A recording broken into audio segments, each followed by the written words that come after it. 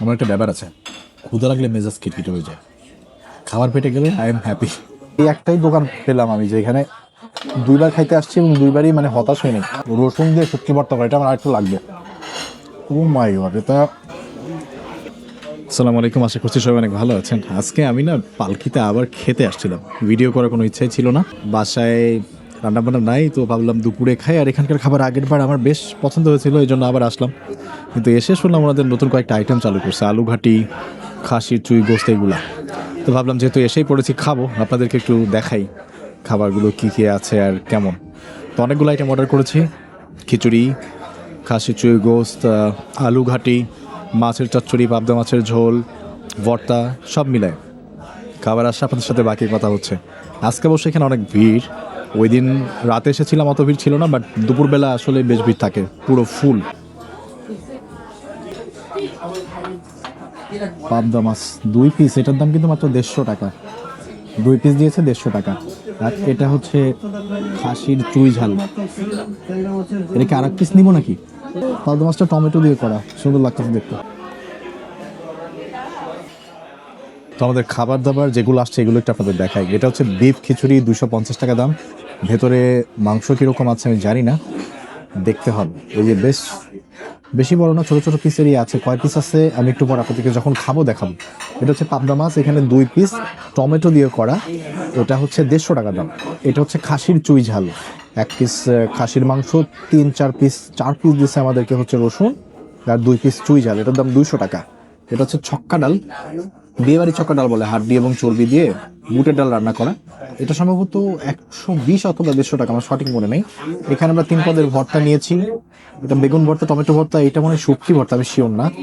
এটা হচ্ছে লইট্টা ফ্রাই, এটাও 150 টাকা দাম ছিল। এখানে 2, 4, 6, 8, 10 পিস দেয় ওনারা। এটা হচ্ছে ওনাদের আগের বারও খেয়েছিলাম পালং চিংড়ি, 60 টাকা দাম। আর এদিকে আলু ঘাটি চলে আসছে, আলু ঘাটি হচ্ছে 200 টাকা। 200 টাকা, 210 টাকা। এখানে এই যে গরুর মাংস দিয়ে করা। এখন আমি তো কিছুদিন আগে বগুড়া গিয়েছিলাম, সেখানকার আলুঘাটি খেয়ে আসছি, এবং তারপর থেকেই আলুঘাটির প্রতি আমার ভালোবাসাটা বেড়ে গেছে। তো এখানে আলুঘাটির কথা শুনে আমি ভিডিওটা শুরু করেছি। বেশি দেরি করবো না, আলুঘাটিও চলে আসছে, খাবার ঠান্ডা হওয়ার আগে খাওয়া শুরু করবো। আইটেম অনেক আসতেছে, তোমাদের এই যে কমপ্লিমেন্টারি ঝুড়ি বাজারটা চলে আসছে। আমার এটা খালি খেতে ওই দিন মজা লাগছিল, আজকে একটু খালি খালি খেয়ে দেখি।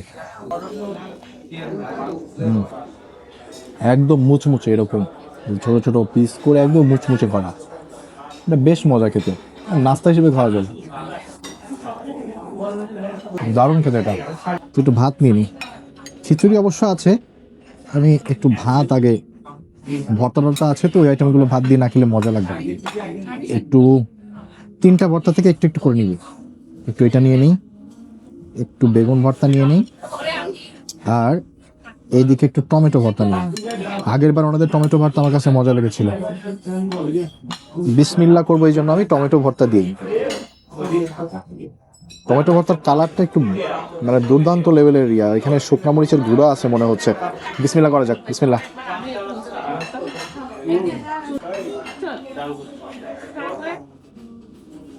অনেক জায়গায় এই টমেটো ভর্তায় পেঁয়াজ এবং সরিষার তেল দেয় না, কিন্তু এখানে ওনারা পেঁয়াজ এবং সরিষার তেল বেশ ভালো পরিমাণে দেয়, এবং যার কারণে অনেক মজা লাগে।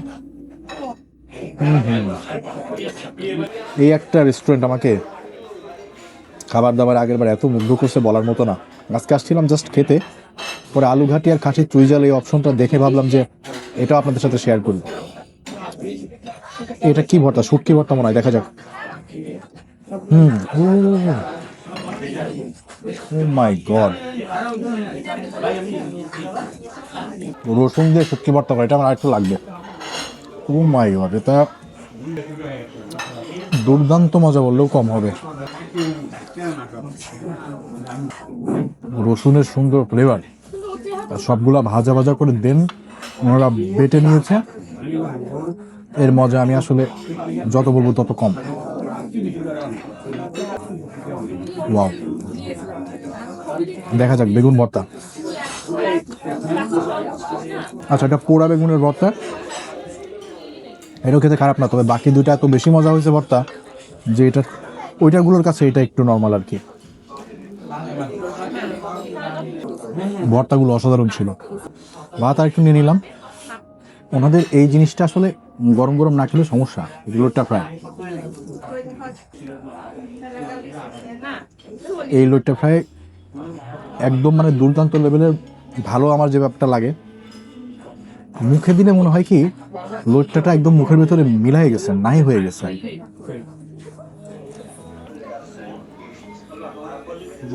আগের বারও বলেছিলাম, এখনো বলছি, ঢাকাতে তো অবশ্যই, কক্সবাজারেও এত সুন্দর লোটটা ফ্রাই খুব কম পাওয়া যায়। এটা অসাধারণ খেতে। ঢাকাতে লোটটা ফ্রাই অনেক কম খেয়েছি, বাট যেখানেই খেয়েছি এর থেকে বেটার লোটটা ফ্রাই আমি কোথাও খাইনি। এদের খাবার দাবার এমন, একটা আইটেম দিয়ে খাওয়া শুরু করলে মনে হয় এটাই বেস্ট, এটা দিয়ে আরও খাই। এই যে পালং চিংড়ি, এই যে বড় চিংড়ি 3-4 পিস আছে, ওই দিন ছিল একদম ছোট ছোট চিংড়ি, সেটাও বেশ মজা ছিল। দেখা যাক আজকের পালং চিংড়িটা কেমন। বিসমিল্লাহ। টানা 2বার এই তরকারিটা আমাকে মুগ্ধ করলো।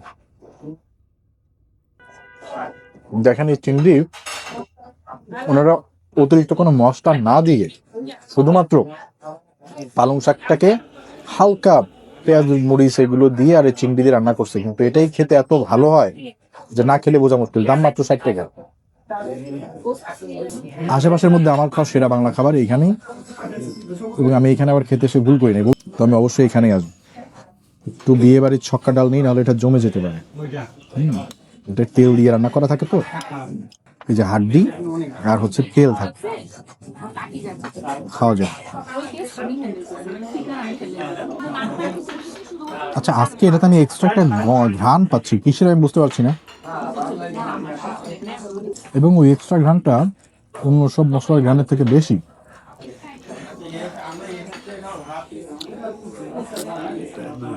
ভেতরে যে খারাপ ছিল তা না, তবে ওই দিন মশলা ব্যালেন্সে যত দুর্দান্ত ছিল, যত মজা পেয়েছি, আজকে কোনো একটা মশলা একটু বেশি পড়ে গেছে আমার কাছে মনে হচ্ছে, তো ওইটার ফ্লেভারটা সবচেয়ে বেশি, ব্যালেন্সটা কম। ভাত আবার নিতে হলো, আইটেম অনেক, একটু করে খেলে অনেক ভাত লাগবে। এরপর আমরা কোন দিকে যাওয়া যায়? পাবদা মাছ 2 পিস দিয়েছে 150 টাকায়। পিসগুলো খুব যে বেশি বড় তা না, তো 1 পিস আমি নিয়ে 1 পিস তন্নি খাই, বাস। আগে ঝোলটা খেয়ে দেখি। খুবই সাদা মাটা রান্না, তেমন আহামরি কোনো মশলা নাই।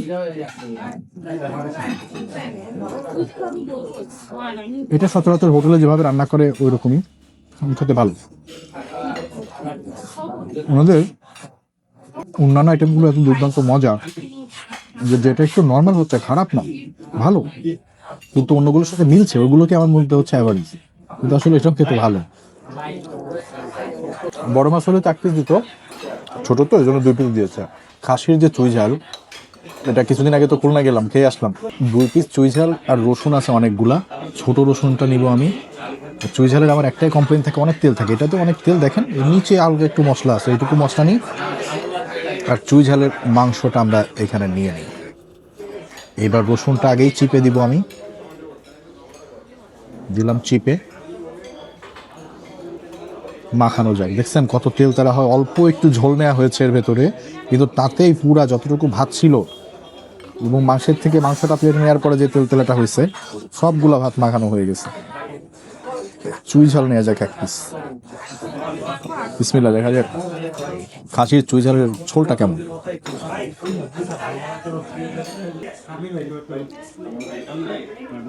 খুলনা গিয়ে শিখেছিলাম যে চুই ঝাল কয়েক ধরনের হয়, তো যেটা একটু ভালো চুই ঝাল, ওটাতে একটা মিটি মিটি ব্যাপার আসে, এবং ঝাঁজ একটা ফ্লেভার তো থাকেই, তো এটা থেকে ওটা আমি পেয়েছি, চুই ঝালটা ভালো। অ্যাটলিস্ট সিরাজ চুই গোস্ত খেয়েছিলাম, ওর থেকে তো বেটার। তো মাংসটা ট্রাই করে দেখি। মাংসটা আমাদের ভালো 1 পিসই মাংস এসছে। মাংসটা যে একেবারে নরম তা না, হাত দিয়ে চাপ দিয়ে খোলা যাচ্ছে তেমন না, খেয়ে দেখি।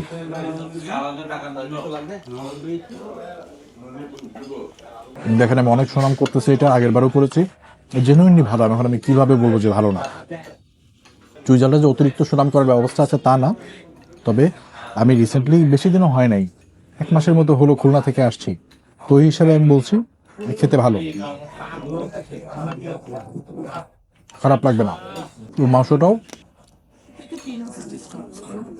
দেখেন বেশ ভালো মাংস ছিল। আলু ঘাটি আমি একটু ভাত দিয়ে ট্রাই করব, এরপর একটু খিচুড়ি দিয়ে ট্রাই করবো, আমি দেখবো কোনটার সাথে বেশি ভালো লাগে। আমার কাছে মনে হয় ভাতের সাথেই বেশি ভালো লাগবে।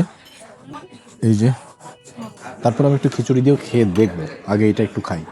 বগুড়ায় গিয়ে আমি আলুঘাটি খেয়েছিলাম কয়েকদিন আগে। আমি পোস্টও দিয়েছি যে বগুড়া কেউ থাকলে আমাকে একটা আলুঘাটির মাহফিলের দাওয়াত দেন, খেতে যাব। আমি খুব শীঘ্রই আবার বগুড়া যাব। যদি মাহফিলের দাওয়াত পাই তাহলে তো ভালোই, না হলে শুনলাম আর একটা নতুন দোকান হয়েছে, সেখানে গিয়েও খেতে পারি। দেখা যাক। বগুড়া থেকে যে খেয়েছি ওটা অবশ্যই আমি মাহফিলেরটা তো খাই নাই, দোকানেরটাই খেয়েছি। তার সাথে দেখা যাক একটা মিল আছে কিনা।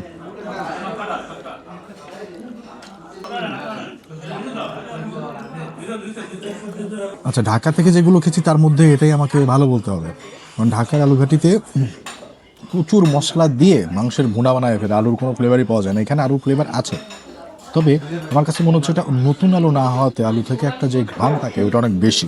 অ্যাটলিস্ট এটা আলু ঘাসটির কাছাকাছি। বগুড়ার থেকে যেগুলো খেয়েছি সাথে একটু হলেও মিল আছে। একদম ডিরেক্ট মানে মাংস ভুনার ভিতরে আলু ভর্তা করে দিছে এরকম না। এর সাথে আমি একটু আলু ঘাটির ঝোল দিয়ে ট্রাই করতে চাই। মিরপুরের রাস্তার পাশে কিছুদিন একটা দোকান ফুডকার্ট আলু ঘাটি বিক্রি করতো, তারা খিচুড়ি দিয়ে বিক্রি করতো, আমি খেয়েছিলাম, মজাই লেগেছিল, ওই জন্য ট্রাই করলাম আজকে একটু। না, বেস্ট কম্বিনেশন ভাতের সাথেই হয়, কারণ খিচুড়ির এই ফ্লেভারটা ওভার পাওয়ার করে ফেলে। দুইবার খেলাম, দুইবারই আমার কাছে দুর্দান্ত লেগেছে এখানকার খাবার। আসলেই ভালো। এই একটাই দোকান পেলাম আমি যে এখানে দুইবার খাইতে আসছি এবং দুইবারই মানে হতাশ হয়নি।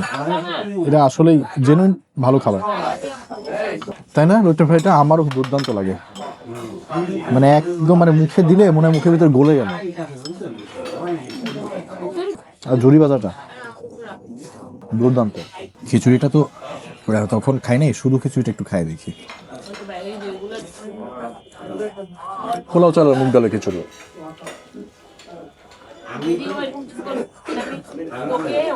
তবে এটা ওনারা 250 টাকা নিয়েছে। মাংস আমি এখানে নিয়েছি 4 পিস, এখানে আছে 1 2 3 4 5 ছোট ছোট পিসের মাংস, প্রায় 8-9 পিস মাংস ছিল।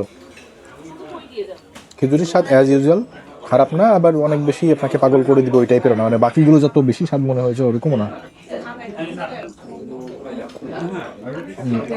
নর্মাল। কিন্তু মাংসের কোয়ালিটি আর পরিমাণ 250 টাকায় ভর্তি। এটা দামেও আসলে আশেপাশে সব রেস্টুরেন্টে টেক্কা দিয়েছে। এদের থেকে কম দামে এই খাবার আশেপাশে কোনো রেস্টুরেন্টে বিক্রি করে না। আর ওনাদের এখানে ভাতের সিস্টেমটা খুব ভালো। 40 টাকা দিয়ে ভাত কিনবেন, যত খেতে পারেন, আনলিমিটেড। বাট এই এক গামলা যে পরিমাণ দেয় এরপরে আর লাগে না। আর জেনুইনলি পেট ভরে গেছে, কিন্তু আমি আসলে লোভ সামলাইতে পারতেছি না। আর এক পিস নিয়ে নিলাম, লোটটা পায়।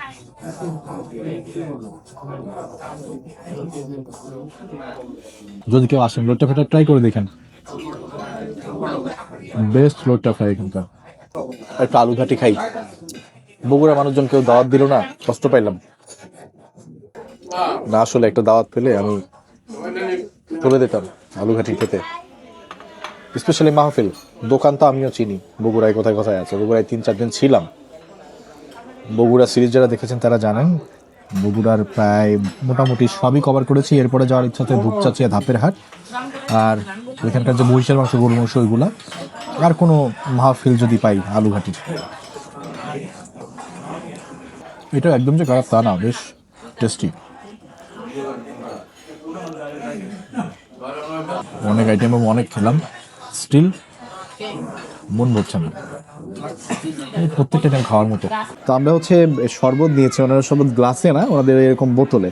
এটা একদিক থেকে আমার কাছে মনে হচ্ছে ভালোই, আপনি যতটুকু পারলেন খেলেন, কারণ খাওয়া শেষে অনেকেই আসলে শরবত দেখা যায় ফুল খেতে পারে না, কষ্ট করে খেয়ে যেতে হয়। এটা আপনি চাইলে হাতে নিয়ে বের হয়ে যেতে পারবেন। কারণ ওদের একটা ফিরনি নিয়েছি আমরা, এই যে এই ফিরনিটা। তো আমি আগে ফিরনিটা একটু ট্রাই করে দেখি। ফিরনিটা এটাও মানে টু দ্য গো নিয়ে যেতে পারবেন এরকম আর কি। আচ্ছা, উঠানোর সময় মনে হচ্ছে একদম ক্রিমি, এই যে দেখেন, এই যে একদম বেশি পরিমাণে দুধ দেয়া।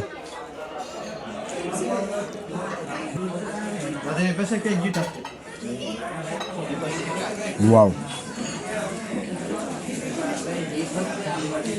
ফিরনিটা এই যে রাইসটা দেয় ওটা আলাদা করে বোঝাই যাচ্ছে না, একদম ক্রিম এবং খুবই মজা। ওনাদের যিনি রান্না করেন এ লোক আমার বন্ধু ইনায়েত মুন্সি বলে যে বাবুর্চির হাত চেটে খেতে হবে, ওনার রান্না এই কোয়ালিটি, ওনার হাত চেটে খেতে হবে। ফিনিটা অসাধারণ মজা। আমি মিষ্টি আইটেম খুব কম পছন্দ করি, তারপর আমার কাছে ভালো লেগেছে। হ্যাঁ, ফিনিটা বেশ মিষ্টি মিষ্টি ছিল। তো এখন যদি এই অবস্থায় খাই, শরবতটা মজা লাগবে না, একটু পরে খেতে হবে, পানি খেয়ে তারপরে খাবো। এই বাদামের শরবতটা, এই বাদামের যে শরবত, এটার দাম হচ্ছে মাত্র 90 টাকা। আর আগে যে ফিনি খেয়েছে ওর দাম 70 টাকা। ওনারা দাম মোটামুটি সহনীয় পর্যায়ে রাখে, মানে একদম অতিরিক্ত দাম করে নাই কোনো কিছুরই। এটা আমার ভালো লেগেছে, আগের বারও বলেছি, এবারও বললাম। শরবত একটু খাওয়া যাক, একটু ঝাঁকায় নি, বাদামের শরবত তো ঝাঁকায় নিলে একটু বেশি মজা লাগবে।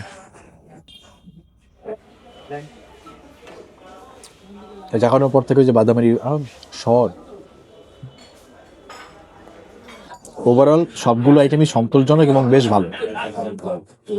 100% রেকমেন্ডেশন দিব আমি। আমি কখনো স্ট্রংভাবে কোনো রেস্টুরেন্টে রেকমেন্ডেশন দেই না, বাট উত্তরায় যারা আছেন, যদি কখনো দুপুরে খাবেন চিন্তা করেন বাংলা খাবার, এটা ট্রাই করে দেখতে পারেন। ভিডিওটা একটা জায়গাতে বসে শেষ করলাম, কারণ আসলে অফিস থেকে আসছি, জাস্ট লাঞ্চ করার ইচ্ছা ছিল, ভিডিও করার ইচ্ছা ছিল না। তন্নি আবার ক্যামেরা নিয়ে আসছে, তো ভাবলাম যেহেতু আজকে নতুন কয়েকটা আইটেম খাবো, আপনাদের সাথে একটু শেয়ার করি। খারাপ হয় না ব্যাপারটা, বাট রিসেন্টলি একই রেস্টুরেন্টে এত ঘন ঘন 2বার আসলে আমি জানি এটা একঘেয়েমি হতে পারে, তারপরেও করেছি। এরকম ব্লগ আমি কম করতে চাই, তারপরে এটা হয়ে গেল আর কি। যারা দেখেছেন, খুব একটা ইন্টারেস্টিং ভিডিও ছিল না, আপনাদেরকে অসংখ্য ধন্যবাদ এই নিজের মূল্যবান সময় থেকে সময় নিয়ে আমার এই বোরিং ব্লগটা দেখার জন্য। ভালো থাকবেন, অন্য কোনো একটা ভিডিওতে আবারও দেখা হবে। যারা আমার মতো বাইরে খাওয়া দাওয়া করেন, এক্সারসাইজ করবেন, নিজেকে সুস্থ রাখবেন, তাহলে আরো বেশি খাওয়া দাওয়া করতে পারবেন এবং সুস্থ থাকবেন। ভালো থাকবেন, আল্লাহ হাফেজ, সালাম আলাইকুম।